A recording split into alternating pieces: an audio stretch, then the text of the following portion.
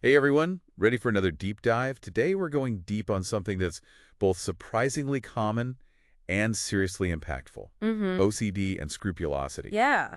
And we're going to be using a pretty cool mix of sources here. Right. We have a clergy packet on scrupulosity. Okay. We've got some fact sheets about OCD, Mm-hmm. and even a podcast episode from the Huberman Lab, which features a neuroscientist. Oh, So cool. we've got a lot to dig into. You know what's often overlooked about OCD? What's that? Is that it ranks seventh among all illnesses in Wow. how much it disrupts people's lives. Seventh. Yeah. Really? So we're not just talking about like being a bit organized, This Right. is a real struggle with daily life. Seventh, that's way higher than I would have guessed. Yeah. I knew to be serious, but that really puts it in perspective. Right. I remember seeing a documentary about the Ramones, Oh, yeah. and they talked about Joey Ramone's intense OCD rituals. Really? Like he had to walk up and down stairs a certain number of times. Wow. And it just really highlighted how these behaviors can impact like everything. Right. So before we go any further, Yeah. could you kind of break down for us what OCD actually is? Sure. Because I feel like so many people misunderstand it. Yeah, you're right. It's more than just liking things a certain way. Right. OCD involves these intrusive, unwanted thoughts called obsessions. Okay. And these thoughts trigger intense anxiety. Okay. And to relieve that anxiety, Mm-hmm. people with OCD perform these repetitive actions Uh-huh. or compulsions. Okay. Think of it like this. Okay. The obsessions are like a broken record player in the mind. Hmm. It's stuck on this really distressing song. Gotcha. And then the compulsions are like trying to turn the volume down, Okay. but accidentally turning it up instead. So it's not that they enjoy the compulsions. Right. It's that they feel compelled to do them. Exactly. And it's very different from someone with, say, obsessive compulsive personality disorder, Right. who actually might enjoy being super organized. Right. People with OCD feel trapped by these thoughts and behaviors. Yeah, that makes sense. Yeah. You know, the clergy packet we have Yeah. actually highlights some really interesting and less obvious obsessions and compulsions, Like what? particularly these mental compulsions. Oh, wait. Things like mentally reviewing events over and over again Mm-hmm. to prevent harm, Right. or praying excessively to ward off bad things. Interesting. It seems like the compulsions aren't just like physical actions. Yeah. They can really play out in your mind, too. Absolutely. And the Huberman Lab podcast broke OCD down into some common categories Right. that you might find helpful. Yeah. Things like repeatedly checking locks or appliances, Mm-hmm. having to count things a specific number of times, Okay. or being overly focused on order and cleanliness, often leading to things like excessive hand washing. Mm-hmm. Then there's harm obsessions, where people have this consuming fear of harming themselves or others, Yeah. leading them to avoid certain situations. So you're saying everyone kind of checks things or likes things a certain way, Yeah. but it seems with OCD, it's like those tendencies have just gone into overdrive. Exactly. So what's actually happening in the brain with OCD? Great question. Yeah. To understand OCD, we kind of have to understand a key brain circuit Okay. called the corticostriatal thalamic loop. Ortigostrenomic loop. Okay, it might sound a bit complicated, but imagine it like a relay race in your brain. Okay. I like that. So the cortex, which is the outer layer of your brain, is like the runner who starts with a thought. Okay. This thought then gets passed to the striatum, which is a Okay. deeper brain structure, Mm-hmm. and it acts like the second runner Right. deciding whether to act on that thought. So it's like the go, no-go. Exactly, the go versus no-go part of your brain. So like when I'm trying to decide if I should have that extra slice of cake, Yes, that's my striatum at work. you got it. Okay. And finally, the thought gets passed to the thalamus. The Right. third runner? Right.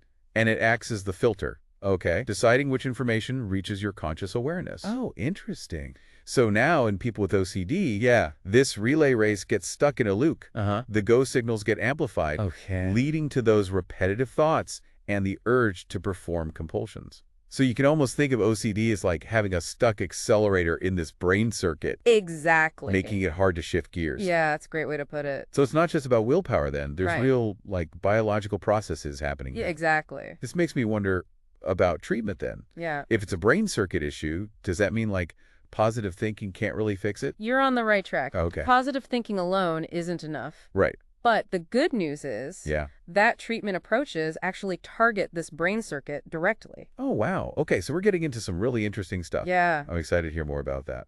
Yeah, me too. One of the most effective treatments is cognitive behavioral therapy, or CBT, Okay. specifically a type called exposure therapy. Exposure therapy. And get this, the goal isn't to eliminate anxiety entirely. That's not really realistic. Right. It's more about building tolerance for that anxiety. So you're saying you kind of have to lean into the discomfort. In a way, yes. Interesting. Exposure therapy involves gradually exposing the person to their feared situations Okay. while preventing them from engaging in the compulsion. Gotcha. So imagine someone with a hand-washing compulsion. Right. They might be asked to touch a doorknob Mm-hmm. and then resist the urge to wash their hands immediately. So it's about breaking that, automatic response. Exactly. And just like any skill, the key is to practice. Right. Homework is a big part of CBT. Okay. Applying those techniques in real life. So it's not just like a 1-hour session with a therapist and you're done. Right. It's an active process. Exactly. Sometimes therapists even do home visits Wow. to identify those subtle ways people might be structuring their environment to avoid triggers. Oh, that's interesting. It's about understanding the full context of someone's OCD. Right. And of course, medication can play a role too. Okay. SSRIs, I've heard of those. which are a type of antidepressant, are Mm. commonly used. Okay. They work on the serotonin system in the brain, Right. which is involved in mood and anxiety regulation. Do they work for everyone? Not necessarily. And what's even more fascinating Yeah. is that the serotonin system might not even be the root cause of OCD. Oh, really? It's a bit of a puzzle. They seem to help some people, Right. but it's not a simple fix. It's more nuanced than just boosting serotonin. Right. Sometimes other medications are used in combination with SSRIs. Okay. There's even some research on psilocybin, Wow. Psilocybin. the psychedelic compound. Yeah, that's interesting. I've heard that being researched for other mental health issues as well. Exactly. But it's still early days, right?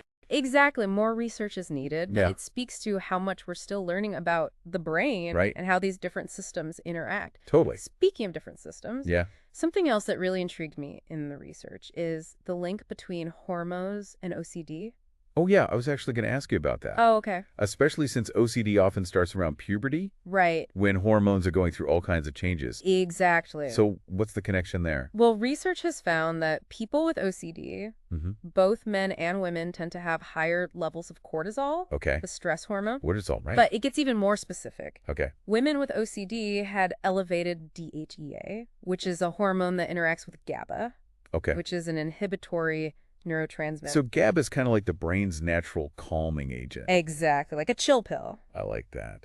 And the study also found that men with OCD had reduced testosterone, Okay. which is interesting because testosterone also interacts with GABA. So are you saying that hormonal imbalances could be contributing to OCD by reducing the brain's ability to calm itself down?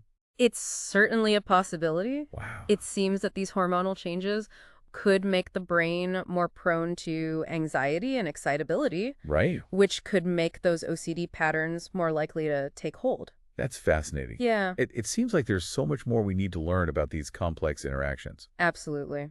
Speaking of learning more, what about all the holistic approaches Right. that are getting so much attention these days? Yeah. I know the NIH even has a whole new division Wow. dedicated to this kind of research. It's great to see these approaches getting more attention. Yeah.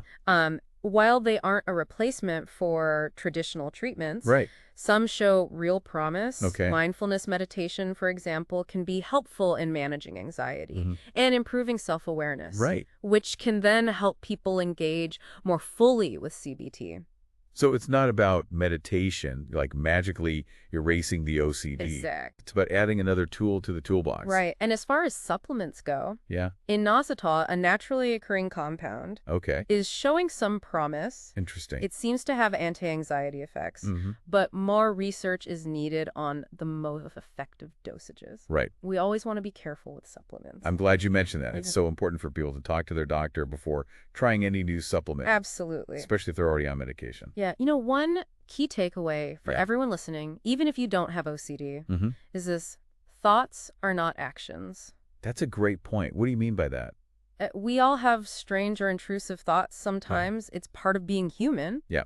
But it's what we do with those thoughts that matters. Okay. With OCD, people get caught in a cycle of believing these thoughts are true Right. or need to be acted upon. Mm-hmm. Recovery is about recognizing that you have a choice in how you respond. So just because I have a random thought about, say, my car getting stolen. Yeah. It doesn't mean it's going to happen or that I secretly want it to happen. Exactly. It's like separating the thought from the feeling from the action. Right. You can't always control what thoughts pop into your head, Right. but you can choose how you react to them. And that's a really empowering way to think about it. Yeah. And it actually reminds me of something we talked about earlier. What's that? Those superstitions that humans and even rats can develop. Oh, yes, the rat study Yeah. where they would twitch their whiskers or do a little dance before pressing the lever to get food, Right. even though those actions had nothing to do with getting the reward. Exactly. Right. So what can we learn from that about how our brains deal with uncertainty? It seems our brains crave a sense of control, even if it means creating patterns where none exist. Right. And in OCD, this tendency to find patterns and try to control outcomes gets amplified. So even though we like to think we're rational beings, Right. a lot of our behavior is driven by these deeper subconscious processes. Absolutely. And for people struggling with OCD, Yeah. it's important to remember that those patterns, those rituals are not their fault. Right. It's about rewiring those circuits. Yeah. Learning new ways to respond. Absolutely. And speaking of rewiring, Yes. let's talk about some of the more cutting-edge treatments for OCD. Okay, like what? Well, there's transcranial magnetic stimulation, or TMS. TMS, yeah. It's a non-invasive procedure Right. that uses magnetic pulses to stimulate specific brain areas. So they're actually targeting those OCD circuits directly. Exactly. It's already being used for conditions like depression, and now there's growing research on its effectiveness for OCD. That sounds really promising. What about potential downsides? Well, TMS is relatively new for OCD. Okay. More research is needed to understand its long-term effects. Right. And it's not a quick fix. Okay. It usually involves multiple sessions over several weeks. So it's not like you just zap your brain once and you're cured. Right. And another interesting area is ketamine therapy. Ketamine, like what they use in hospitals. Right. But it's also been shown to have rapid antidepressant effects. Wow. And there's growing interest in its potential for treating OCD as well. So how does ketamine work for OCD? It seems to work on a different neurotransmitter system than the SSRIs we talked about earlier. Okay. It affects glutamate, Glutamate. which plays a big role in learning and memory, Mm-hmm. and might also impact dopamine and other brain chemicals. So it's like a totally different pathway to potentially influencing those OCD circuits. Exactly. Now, it's important to remember that with both TMS and ketamine therapy for OCD, Yeah, more research is needed, of course. particularly on long-term effects. Right. But it's exciting to see these new avenues being explored, Yeah. offering more options for people who haven't found relief with traditional treatments. It's like we're finally starting to unlock the mysteries of the brain Right. and harness its power for healing. Absolutely. And, while we're talking about these cutting-edge treatments, I want to bring it back to scrupulosity. Okay? The form of OCD centered on religious themes. Mm-hmm. That clergy packet had some really insightful advice for people struggling with this. Yeah, it could be so hard to navigate because those religious themes are so personal and meaningful. Exactly. The packet emphasizes the importance of validation, Okay. acknowledging the person's struggles and letting them know they're not alone. Right. But at the same time, Yeah. it's crucial to avoid inadvertently reinforcing those compulsive behaviors. So it's like finding that balance between empathy and boundaries. Exactly. It can be a real challenge. Yeah. Especially when you're dealing with someone in distress. Right. The packet actually provides guidance on distinguishing between information-seeking questions Okay. and reassurance-seeking questions. That sounds helpful. How can you tell the difference? Well, someone seeking information might ask a question once Mm-hmm. and be satisfied with the answer, even if it's not what they wanted to hear. Right. But someone seeking reassurance might ask the same question over and over, Yeah. driven by anxiety. So they're not really looking for information. Right. They're looking for a temporary feeling of safety. It's important not to get drawn into that cycle. Right. Because it can actually strengthen the compulsions. Gotcha.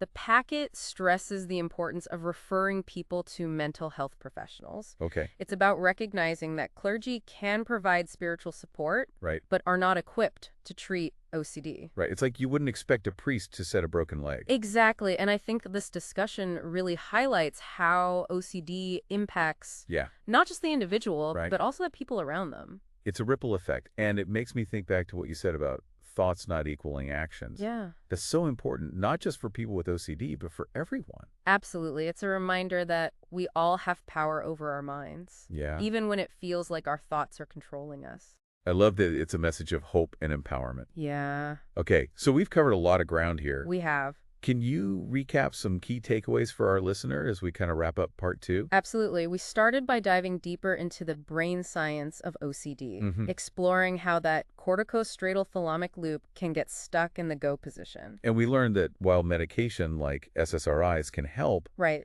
it's not as simple as just boosting serotonin levels. Right. And we even touched on some alternative treatment avenues like Right. TMS and ketamine therapy Yep. that are showing some promise. And we can't forget the impact of hormones on OCD, Right. which is an area that definitely deserves more attention. Absolutely. We also talked about how crucial it is to remember that thoughts are not actions, a message that resonates far beyond the realm of OCD. Totally. And let's not forget the incredible insights from the Clergy packet Yes. on how to approach scrupulosity with both compassion and boundaries. I think we've given our listener a lot to think about. For But before we completely wrap up this deep dive, Yeah. there are a few more intriguing aspects of OCD. Oh, really? I'd love to explore if you're ready for part 3. You know, I'm always up for more brain-bending insights. Lead the way, right? Hit me with those intriguing aspects of OCD. What else did you uncover? Well, one thing that really surprised me was the connection between OCD and creativity.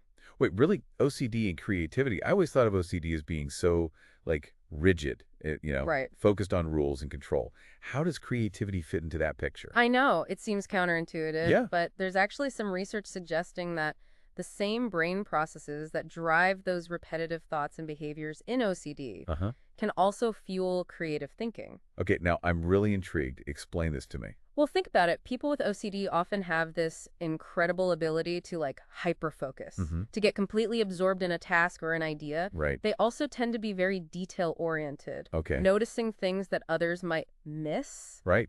And these qualities, while they can be challenging in the context of OCD, Yeah. can also be incredibly valuable in creative pursuits. So it's like that intensity, that laser focus can be a double-edged sword. Exactly. And there are tons of examples of artists, musicians, writers, even scientists Wow. who have openly struggled with OCD Right. while also producing amazing work. That's really inspiring. It's like a reminder that even the parts of ourselves that we might struggle with can have hidden strengths, Yeah. unexpected gifts. Absolutely. It's all about finding ways to channel that energy, Right. to harness it for good. Yeah. And I think that's a beautiful message that even in the face of challenges, there's always potential for growth and transformation. I love that it's been such a journey, this deep dive into the world of OCD and scrupulosity. It has. We've covered so much ground. We have. The brain science, the different treatment options, the power of compassion, even those mind-blowing connections between seemingly unrelated things, Right. like those rats and their